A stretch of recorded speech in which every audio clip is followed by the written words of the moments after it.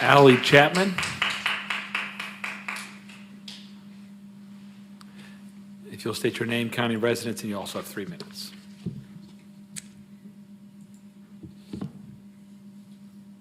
My name is Allie Chapman. I'm actually a Rocky Hill community resident in District 4.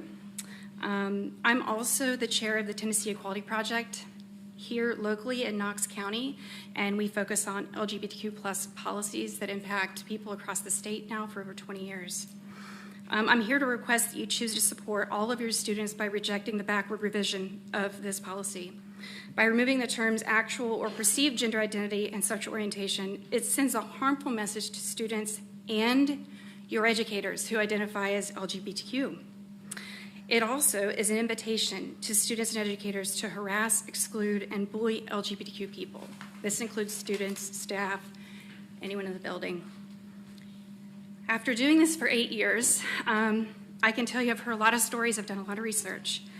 And as a leader in the community in the state, I worked with the current administration at all levels in the White House. I've shared conversations with the Department of Education's Office of Civil Rights and the Department of Justice. I can tell you that there is a wealth of evidence that unequivocally supports enumerated protections for different classes of students. In this case, in this policy, your LGBTQ students. Meaning that rather than reducing the language in your policies to sex, you would want to actually increase the language in your policy to protect all of your students.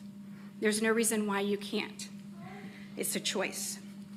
During the most recent work session, the law director attempted to justify the use of sex and remove the terms gender identity and sexual orientation in the harassment of students in the policy, and read off the Federal Office of Civil Rights explanation, which I thought was interesting because it included describing male and female LGBTQ students, students with disabilities, and students with different races, ethnicities, and also students of the same sex.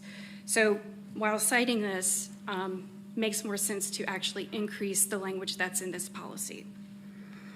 I also reached out to 2 school board members in the last week and received no reply.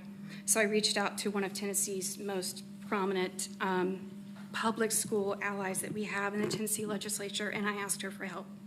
And she actually submitted, and I've received a legislative analysis for this policy that I'm happy to share with everybody. And there was a comment on Facebook that I found very interesting that said the reasons why this change are moot.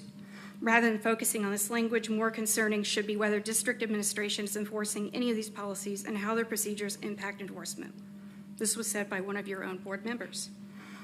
Someone said before, I will echo, words matter in conversation. We all know this. Everyone here is an educator, I hope, by extension of being at the board.